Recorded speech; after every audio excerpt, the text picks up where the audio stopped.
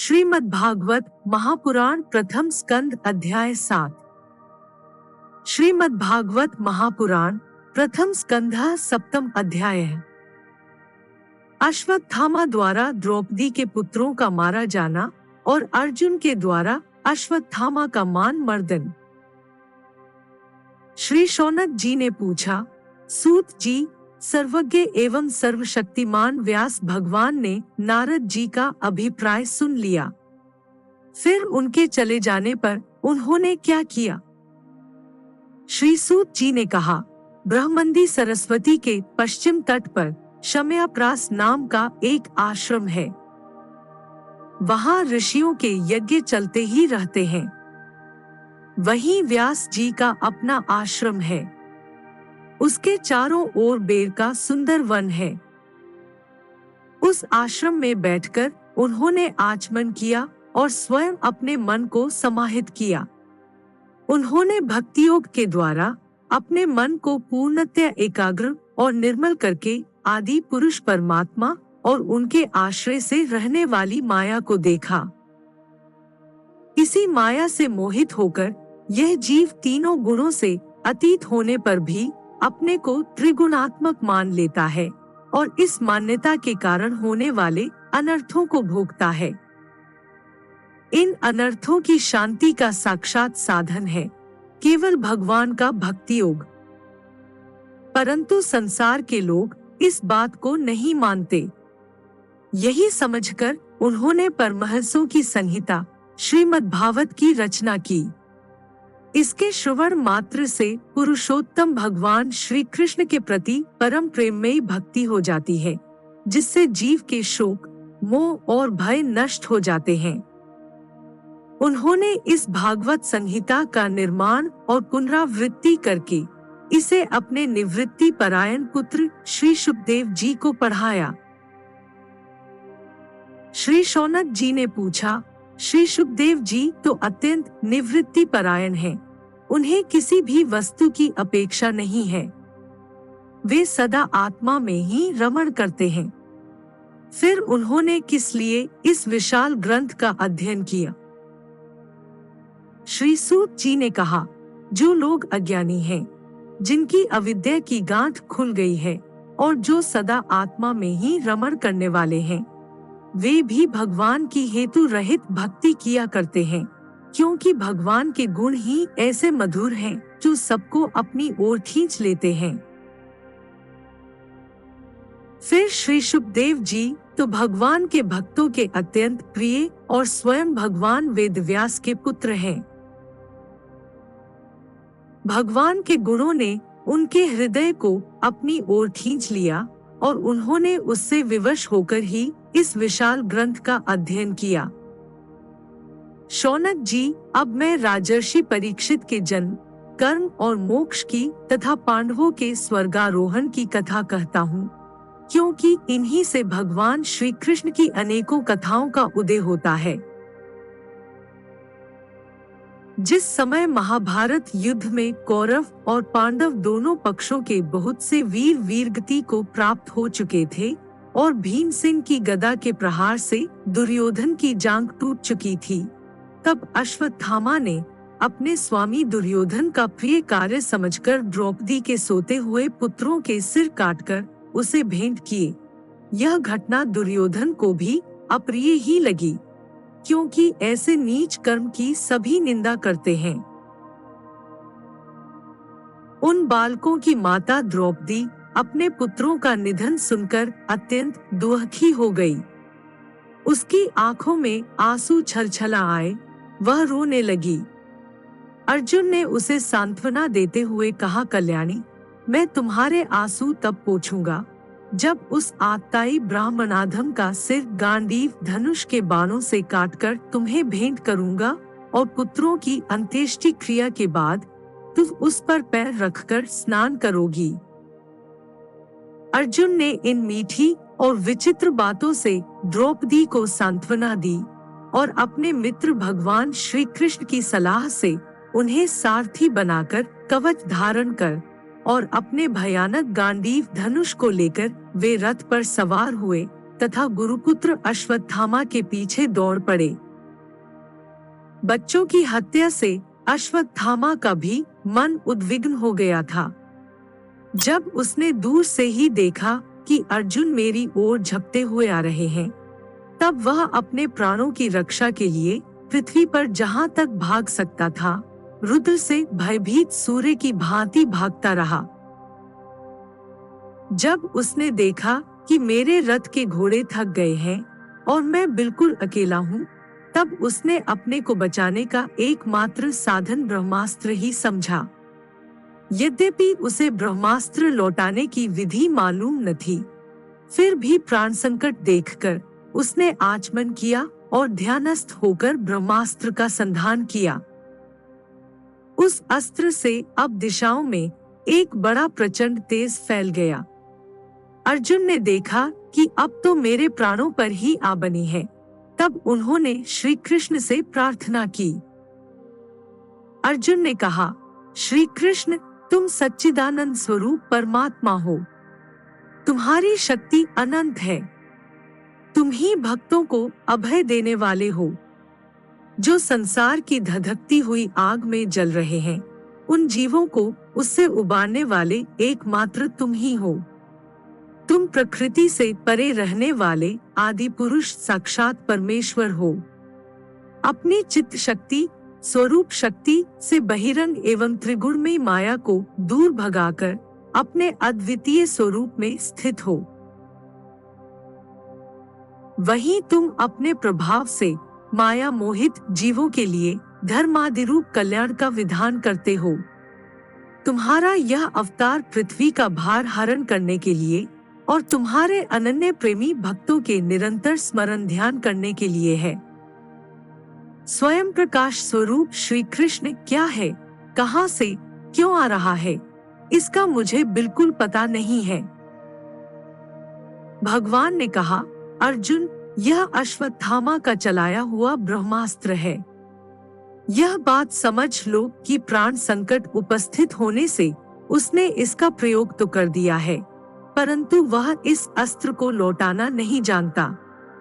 किसी भी दूसरे अस्त्र में इसको दबा देने की शक्ति नहीं है। तुम शस्त्रास्त्र विद्या को भली भांति जानते ही हो। ब्रह्मास्त्र के तेज से ही इस ब्रह्मास्त्र की प्रचंड आग को बुझा दो। सूत जी कहते हैं, अर्जुन विपक्षी वीरों को मारने में बड़े प्रवीण थे। भगवान की बात सुनकर उन्होंने आचमन किया और भगवान की परिक्रमा करके ब्रह्मास्त्र के निवारण के लिए ब्रह्मास्त्र का ही संधान किया।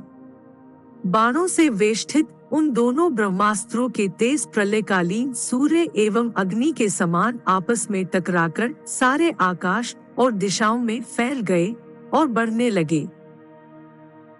तीनों लोकों को जलाने वाली उन दोनों अस्त्रों की बढ़ी हुई लपटों से प्रजा जलने लगी और उसे देखकर सबने यही समझा कि यह प्रलयकाल की सांवर्तक अग्नि है। उस आग से प्रजा का और लोकों का नाश होते देखकर भगवान की अनुमति से अर्जुन ने उन दोनों को ही लौटा लिया। अर्जुन की आंखें क्रोध से लाल लाल हो रही थीं। उन्होंने झपटकर उस क्रूर अश्वत्थामा को पकड़ लिया और जैसे कोई रस्सी से पशु को बांध ले, वैसे ही बांध लिया। अश्वत्थामा को बलपूर्वक बांधकर अर्जुन ने जब शिविर की ओर ले जाना चाहा, तब उनसे कमलनयन भगवान श्री कृष्ण ने कुपित होकर कहा, अर्जुन, इस ब्राह्मणाधम को छोड़ना ठीक नहीं है, इसको तो मार ही डालो। इसने रात में सोए हुए निरपराध बालकों की हत्या की है। धर्मवेत्ता पुरुष असावधान, मतवाले, पागल, सोए हुए बालक, स्त्री, विवेकज्ञान शून्य, शरणागत, रथहीन और भयभीत शत्रु को कभी नहीं मारते, परंतु जो दुष्ट और क्रूर पुरुष दूसरों को मारकर अपने प्राणों का पोषण करता है, उसका तो वध ही उसके लिए कल्याणकारी है, क्योंकि वैसी आदत को लेकर यदि वह जीता है तो और भी पाप करता है और उन पापों के कारण नरकगामी होता है। फिर मेरे सामने ही तुमने द्रौपदी से प्रतिज्ञा की थी कि मानवती, जिसने तुम्हारे पुत्रों का वध किया है, उसका सिर मैं उतार लाऊंगा। इस पापी कुलांगार आतताई ने तुम्हारे पुत्रों का वध किया है और अपने स्वामी दुर्योधन को भी दुख पहुंचाया है। इसलिए अर्जुन, इसे मार ही डालो। भगवान श्री कृष्ण ने अर्जुन के धर्म की परीक्षा लेने के लिए इस प्रकार प्रेरणा की, परंतु अर्जुन का हृदय महान था। यद्यपि अश्वत्थामा ने उनके पुत्रों की हत्या की थी, फिर भी अर्जुन के मन में गुरुपुत्र को मारने की इच्छा नहीं हुई। इसके बाद अपने मित्र और सारथी श्री कृष्ण के साथ वे अपने युद्ध शिविर में पहुंचे। वहां अपने मृत पुत्रों का शोक करती हुई द्रौपदी को उसे सौंप दिया। द्रौपदी ने देखा कि अश्वत्थामा पशु की तरह बांधकर लाया गया है। निंदित कर्म करने के कारण उसका मुख नीचे की ओर झुका हुआ है। अपना अनिष्ट करने वाले गुरुपुत्र अश्वत्थामा को इस प्रकार अपमानित देखकर द्रौपदी का कोमल हृदय कृपा से भर आया और उसने अश्वत्थामा को नमस्कार किया। गुरुपुत्र को इस प्रकार बांधकर लाया जाना सती द्रौपदी को सहन नहीं हुआ।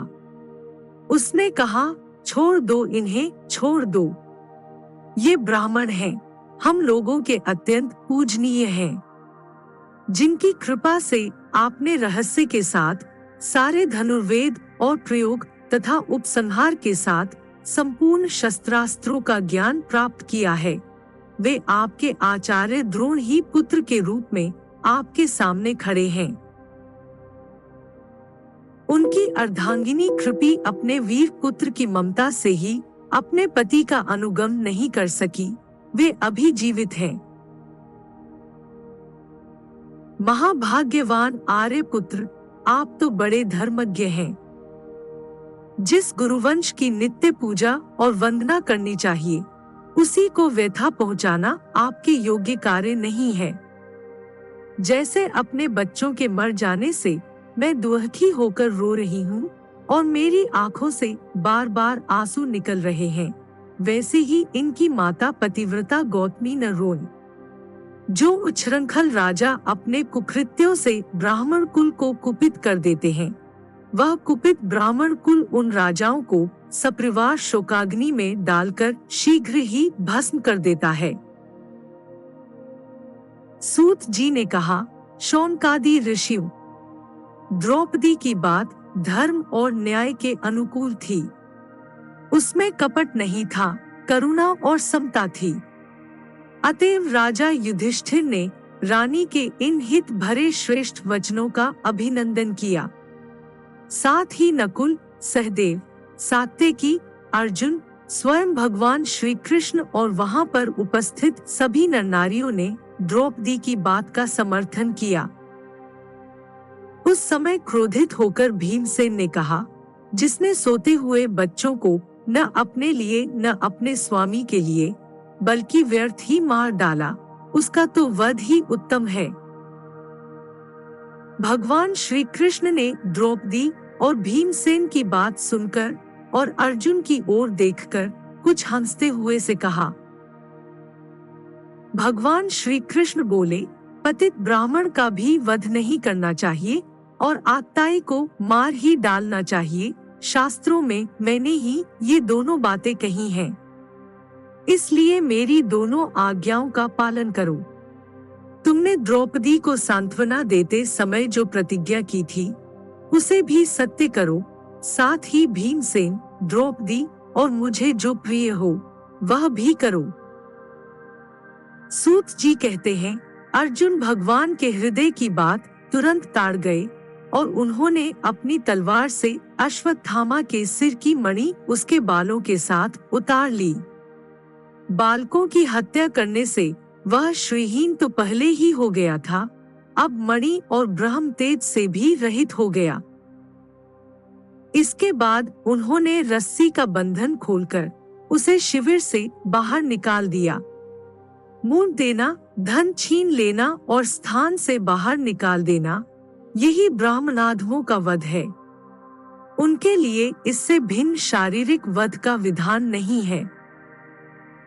पुत्रों की मृत्यु से द्रौपदी और पांडव सभी शोकातुर हो रहे थे। अब उन्होंने अपने मरे हुए भाई बंधुओं की दाहादी अंत्येष्टि क्रिया की।